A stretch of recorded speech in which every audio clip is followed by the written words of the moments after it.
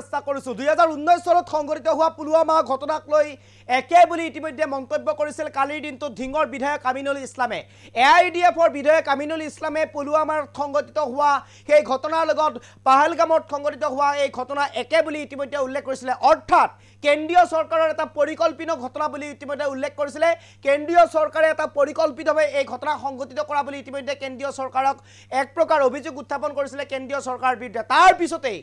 এই বিধায়ক আমিনুল ইছলামৰ যেটো ভাষণ আছিল যেটো মন্তব্য আছিল এই মন্তব্যটো এক প্ৰকাৰ সামাজিক মাধ্যমত চৰ্চাৰ সৃষ্টি কৰা হৈছিল সামাজিক মাধ্যমত এক প্ৰকাৰ ধিঙৰ বিধায়ক আমিনুল ইছলামৰ এই মন্তব্যটোৱে হলকৰিৰ সৃষ্টি তুলিছিল এক প্ৰকাৰ যেন দেখত দুহিতাৰ প্ৰমাণ কৰিছিল এই যে মন্তব্যটো কৰিছিল বিধায়ক আমিনুল ইছলামে এই মন্তব্যটোৰ পৰা এক প্ৰকাৰ যেন দেশৰ প্ৰতি যে ভাল পোৱা নাই মৰম নাই সেই কথা এক প্ৰকাৰ উন্মোচন হৈছিল আৰু এই অভিযোগ উত্থাপন কৰিছিল সামাজিক মাধ্যমত নেটিজনে তাৰ পিছতে এক প্ৰকাৰ বিধায়ক আমিনুল ইছলামৰ বিৰুদ্ধে গুৰুত্বপূৰ্ণ সিদ্ধান্ত গ্ৰহণ কৰা হল আটক কৰা হৈছে এই মুহূৰ্তত ধিঙৰ বিধায়ক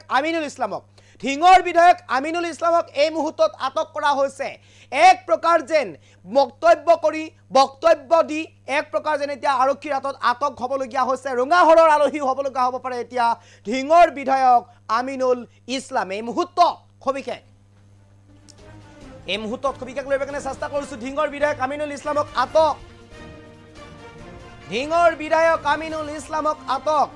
পাহালগামৰ ঘটনাক লৈ কৰিছিল বিতৰ্কিত মন্তব্য পুলৱামাত সংঘটিত ঘটনাৰ লগত একে বুলি কৰিছিল মন্তব্য অৰ্থাৎ পুলৱামাত যে ঘটনা সংঘটিত হৈছিল 40 গৰাকীকৈ ভাৰতীয় সেনা শহীদ হৈছিল সন্ত্ৰাসবাদী আক্ৰমণত সেই ঘটনাৰ লগত একে ঘটনা পাহালগামত ঘটিছিল বুলি অৰ্থাৎ পৰিকল্পিত এক ঘটনা বুলি ইতিমধ্যে মন্তব্য কৰিছিল আমিনুল ইছলামে তাৰ পিছতে সামাজিক মাধ্যমত চৰ্চাৰ সৃষ্টি হৈছিল আৰু তাৰ পিছতে সামাজিক মাধ্যমত চৰ্চাৰ সৃষ্টি হৈছিল দাবী উঠিছিল গ্ৰেপ্তাৰ কৰা এই মুহূৰ্তৰ সবাতোকৈ গুৰুত্বপূৰ্ণ খবৰ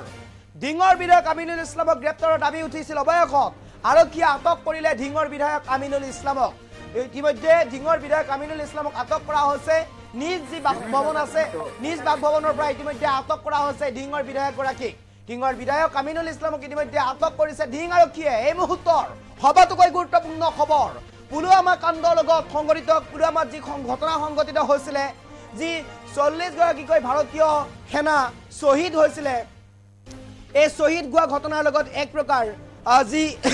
22 তাৰিখে ঘটি যোৱা পাহালগামত যি ভয়ংকৰ সন্ত্ৰাসবাদী আক্ৰমণৰ ঘটনা সংঘটিত হৈছিল এই ঘটনাটো একে বুলি ৰিজাইছিল অৰ্থাৎ কেন্দ্ৰীয় চৰকাৰৰ এটা পৰিকল্পিত ঘটনা আছিল বুলি ইতিমধ্যে উল্লেখ কৰিছিল কেন্দ্ৰীয় চৰকাৰে পৰিকল্পিতভাৱে 28 গৰাকীকৈ পৰ্যটকক গুলিয়াই হত্যা কৰিছিল সন্ত্ৰাসবাদীৰ জৰিয়তে এনেদৰে মন্তব্য কৰিছিল তাৰ পিছতে চৰ্চা চলিছিল সামাজিক মাধ্যমত ধিঙৰ বিধায়ক আমিনুল ইছলামৰ এই বিশেষ মন্তব্যটো আৰু অৱশেষত নেটিজনে সামাজিক মাধ্যমত লিখিছিল গ্ৰেপ্তাৰৰ দাবী উত্থাপন কৰিছিল আৰু অৱশেষত এতিয়া ধিং আৰক্ষীয়ে আটক কৰিছে নিজৰ বাসভৱনৰ পৰা ধিঙৰ বিধায়ক আমিনুল ইছলামক এই মুহূৰ্তত পুনঃ দৃশ্যাংগ আছে মই পুনঃ দৃশ্যাংগলৈ লৈ যাব বিচাৰিছো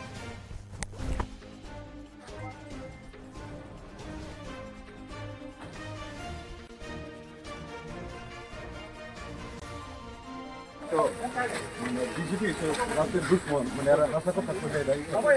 डॉक्यूमेंट बीजेपी सरकार है बंद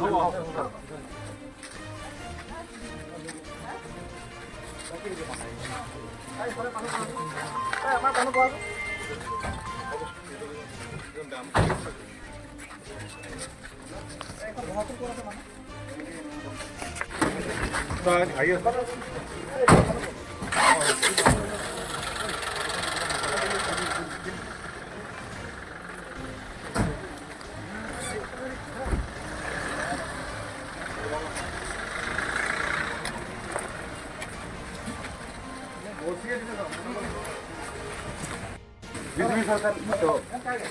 बीजेपी राष्ट्रीय दुश्मन म्हणजे रास्ता को तक पहुंचाई जाएगी डॉक्यूमेंट बीजेपी सरकार है बंद